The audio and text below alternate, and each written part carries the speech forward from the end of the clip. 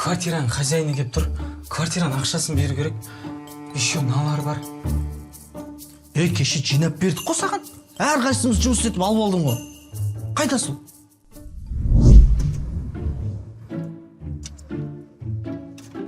Блин. Давай.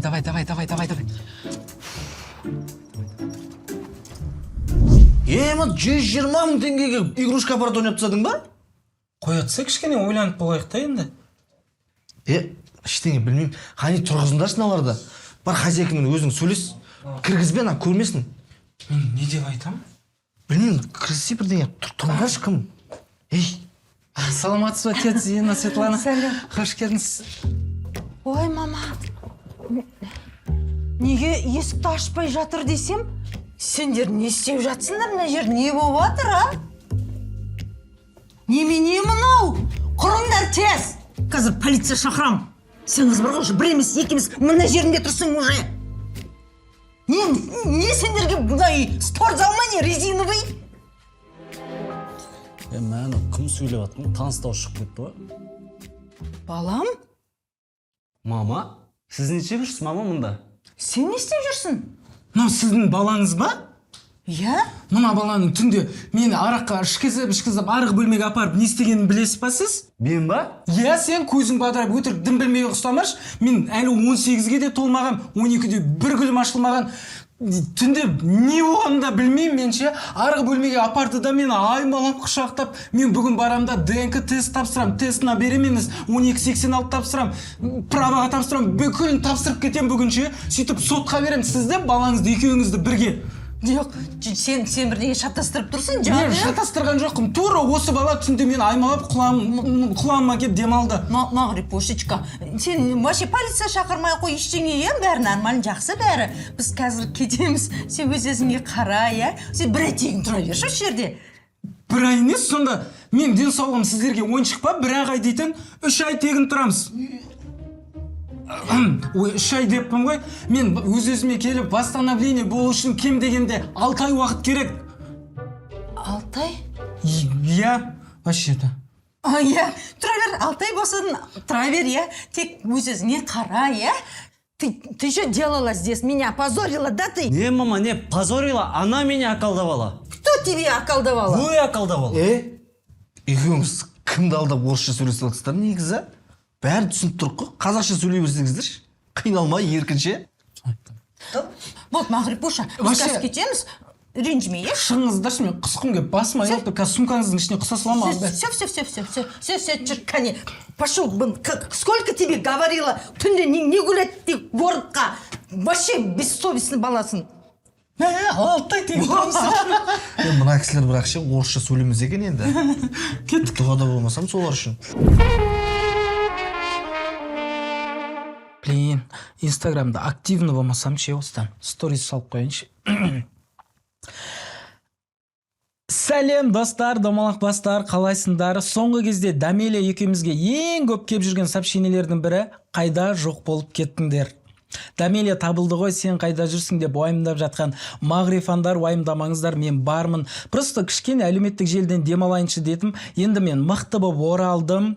Менде енді жаңа мақсат, жаңа цел на связи деп бере саласың ғой. Осыны салып жіберейін. Алиса, поставь музыку. Жанары оттай жанып, жүрегімді шоқтай ғарып, сұлуларды көргенімде жаным таға таппай қалып, на-на-ней. Я вас не поняла. Ой, сорлы, оқымаған. Өзіме қайтып жүре берем соны. Ильяс. Сен не істеп жүрсің? Мен официантпын ғой жерде, ұмыт қалдыңыз ба? Ұмытқан жоқпын ғой, сен басың істей ма? Кеше бір гостьтан жалбы түсті, білесің ба? 10 000 теңгелік шоттың орнына 80 000 теңге шығарып беріпсің. Бастық бәрін біліп қойды, білесің ба? Сен жұмыстан шығарсын деп жатыр. Бол, фартугын шеш, жұмыстан шығасың, кет бар. Қойыңызда шос. Мені ғана көріп қояды екенсіздер. Бәрі істеп жүр ғой маяқта. Бармен ол араққа су қосып сатып жүр. Дәурен ана банкеттен қалған арақ шараптардың барлығын магазинге сатып жүр. Желнас арын сатып жүр. Клиенттерге жырбыңдап нервін ауыртып. повар ол продуктының бәрін сатып жүр. Сізді де білеміз ғой не істеп жүргеніңізді. Аузын жап дедім саған, болды. Кеттен ой саған, фартуын шешті, шығасың жұмыстан, болды. Осы ғой. Осыдан кейін қалай ел боламыз, қалай дамимыз біз, а? Қазақстанда көтеріле алмаймыз біз мынамен. Білдім ғой осыны ше. Димашты енді түсініп жатырмын. Ертең көресіз ғой, Қытайдың бәрін шулатып келем сол жақта. Ең мықты официант деп шулатып келем да, сосын келесіз маған. Елес армеймін ба? Келмеймін. Көп сөйлемей, кетші болды. Келмеймін ба? Кет болды, бол кет. Көреміз ғой, я. Қазақстан жетістіріп ашылды мен. Сорлы. Все. Аха, иә. Аха. Кете береді алфавит бойынша, иә. Болды сосын кейін хабарласам. Сен не білдіріп жүрсің? Жынтсың ба? Басың істей ма? Ауышсың ба? Наркомансың ба? Сарғағазың бар ма? Сұрақ қоя берме, айтсай не болды? Кеше бір клиент 10 пицца заказ берген. Сен 5-еуін ғана апарғансың. Білесің ба сенің кесірінен не болып жатыр? Ресторанның репутациясы түсіп жатыр. Туристқа халық өте нашар пікір қалдырып жатыр. Трицқа жазып бойкот жариялап жатыр. Акиматтан звондап ресторанды жабыңдар деп жатыр. Осы тұрған ауданымыздың экономикасы құлдырап жатыр. Мыңдаған адам жұмыссыз қалды. Бәрі сенің кесірінен. Ауданның әкімі ауысайын деп жатыр. Сенің кесірінен топас. Олсын бәрі 5 пицца үшін ба? Е? Ой бай, 5 пицца алыппын ғой. 10 пицца алсам, 3-ші дүние жүзі соғыс болып кетеді екен ғой, Неменеге мәссің сен? Бастық айтты, халықтан кешірім видеосын түсірсін деді. Тұр ана жерге. Жарайды.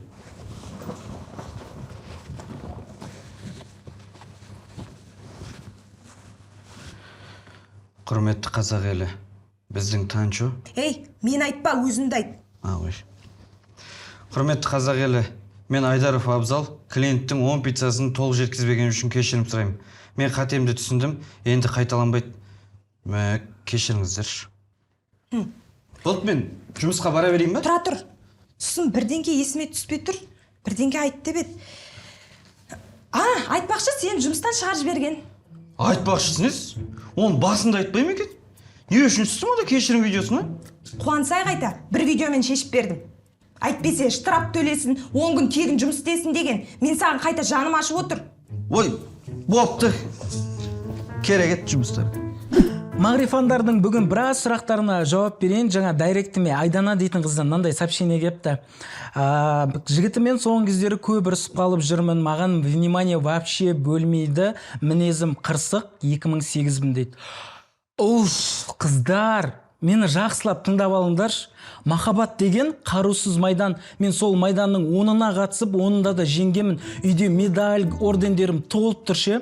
Еркелесең ұтасың, еркелемейсің ба ұтыласың. Қыз деген сәл қылықты болу керек қой. Қыз қылығымен 40 еркекті масайтады деген. Қылыққа масаймайтын болса, арақ беріп болсын, масайтып алып көңілін табыңдар. Ұрсысаң ұтыласың, мені тыңдасаң ұтасың сіңілім, давай. Ақыл айтқанды өлтіретін боппын ғой. Біреуге айтып қоя бермей, өзімде жасап көрім керек еді осына. Кім мынау тапатал түсте? Кім? Мен ғой? Кім бұл? Мен ғой?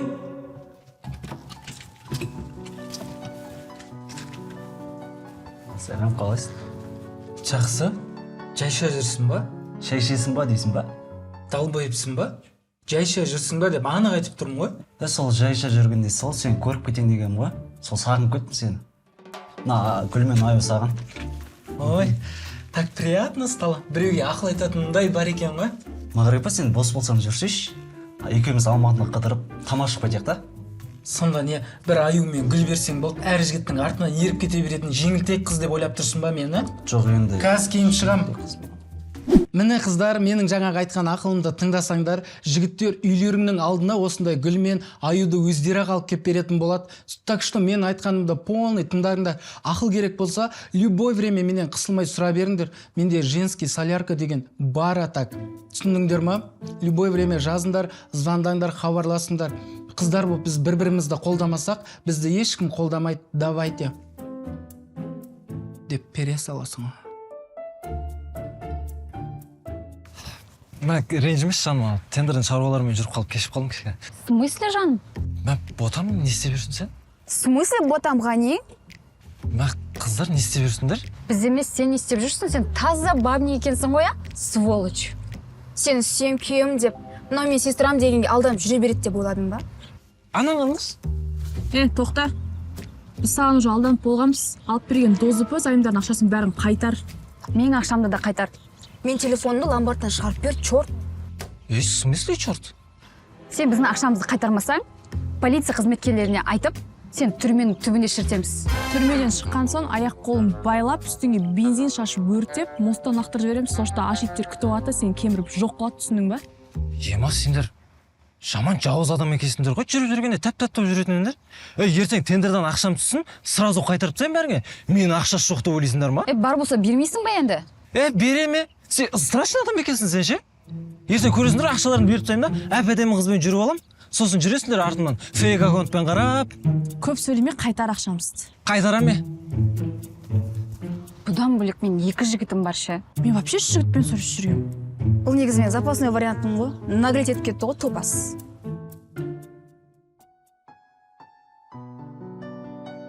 Жан, мен дайымын.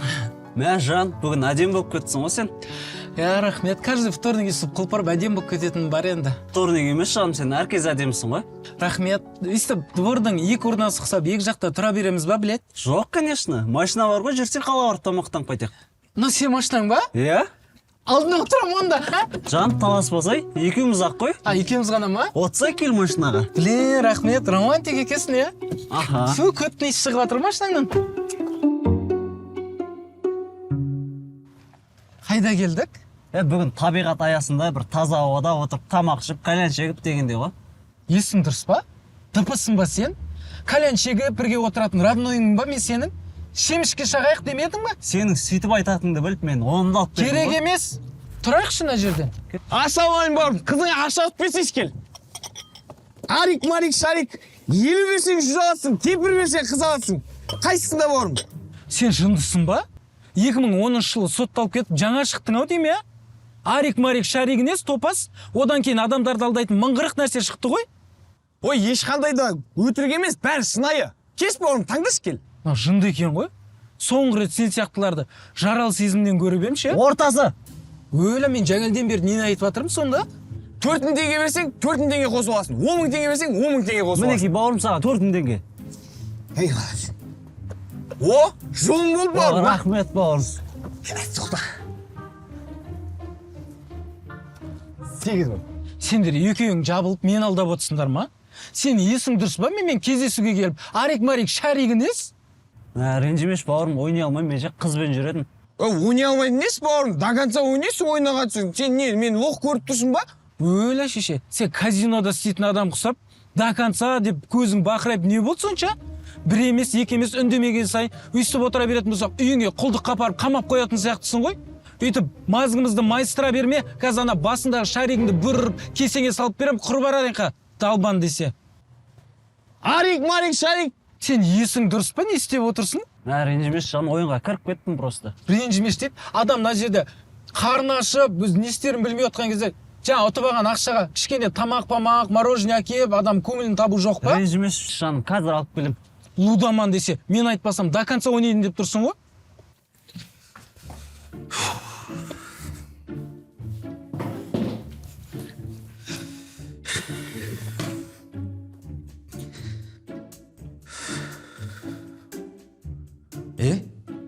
Не болды деп сұрамайсың ба менен? Не болды? Бір ана Мағрипаның кесірінен жұмыстан шығарып жіберді мені. Не үшін? Айтып тұрмын ғой, Мағрипаның кесірінен деп сұрамашы вообще. Жынды болып қаласың ба? Сен өзің емес па сұрашы деген? Ой, вообще настроением жоқ. Ой, менің де настроением жоқ, міндетсің бе қойшы? Бүкіл жер коррупция. Қашан ел боламыз біз бұлай, Мен ақшасы жоқ деп. Мен сенбей тұрған. Ертең бір 300 мың теңге айлыққа жұмыс табам да, ресторандарын полный сатып алам, данныймен қосып. Не болды деп сұрамайсың ба сонда менен ғани? Мен негіз сұрап жүрмеймін бұрындары. Қолың бос қой, сұрай берсең. Болды, не болды? Ана Мағрипаның кесірінен жұмыстан шығарып жіберді мені. Мен де сол Мағрипаның кесірінен жұмыстан шығарып жүрді бүгін. Қазір кесін, айтайықшы соған, жұмыс тауып берсін бізге. Айтайық, немене бөле ол?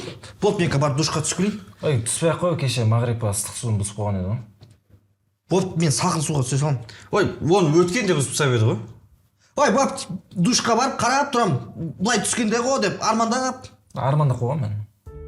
ой қойыңдаршы. Ой, Көп күттіріп қойсам кешір, сұлу бикеш. ешнәрсе етпейді сер жігіт. Блин, так приятно. Ой. 다시 널 만나게 된다면 그냥 지나쳐줘 반복되는 다툼 속 줄어가는 대화 Бересің ба? Сразу мане? Қасықты айтам, менікі ғой. Я, мен мороженыйды ма деп қаптым ғой. Отырайық, а? Отырайық та. Мағриб, білесің ба? Мен сені алғаш көрген күннен бастап ұнаттым ғой. Ондай бар енді. Просто көп жігіттер алғаш көріп ғашық болу деген нәрсені маған қарағаннан кейін барып түсініп жатыр ғой негізі ше. Сосын Мағриб, мен ше саған айтам деп ұялып жүрмін ше. Өткен вечеринка деген сенде қалай, бәрі нормально ма? Денсаулығың қалай, жақсы ма? Сен соны айтып жатсың ба? Ол кезде негізі ше, еш нәрсе болған жоқ екеуміздің арамызда. Просто квартира төлейтін күнім тұғым ғой. Сен мамаң резко кеп қалды, не айтарымды білмей, как раз сен шығып қалдың ғой сол жерде өтіріп те пере салғам негізі. Ренжіме ше. Ол кезде ше, негізі мен де саумын ғой. Бірақ мен сені ұнатқандықтан ештеңе дей алмадым. Сені қорғамағанда кімді қорғаймын енді? Сыка романтиксің ғой. Жынды. Блин, ренжімеш. Шалбарың жуып берейін, қазір шешіп бер, я. Үйге барып бір келген кезде киіп кетесің, жарай ма? Тұрсен мен қайтайын ба, сосын мен? Жоқ, машинаң бар ғой, машинаңмен қайтсайшы. Мағри, сен тоңып қалған шығарсың, я? Жүрме, сен шығарып салайын үйге. Блин, сөйтекші кішкене.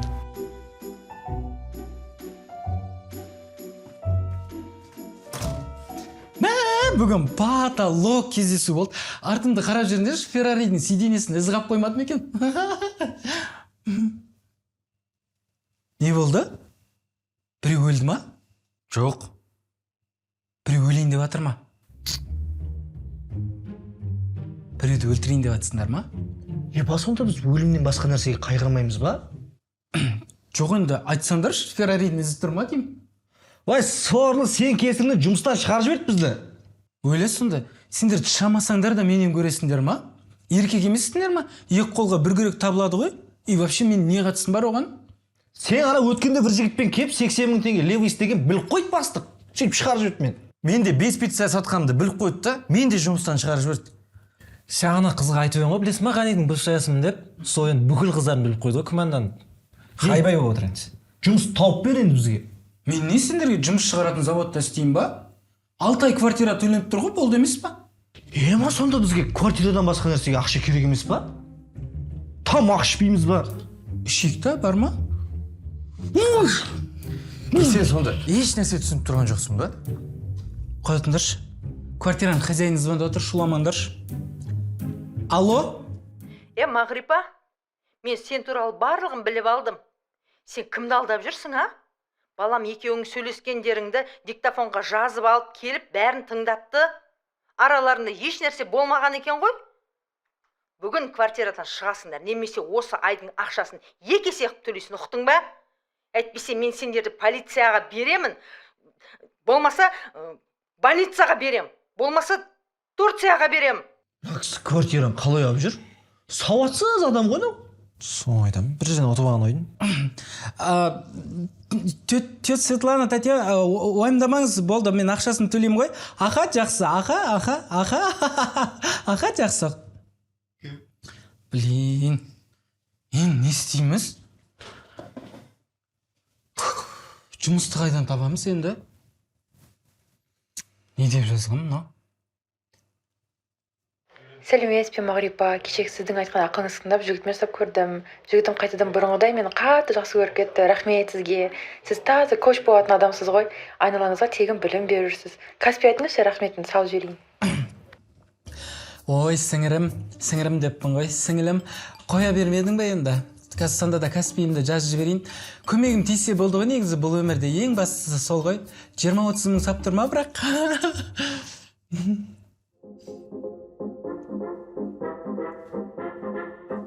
Не болды? Чет бізге жұмыс табылып баған сияқты. Мағрипа коуч.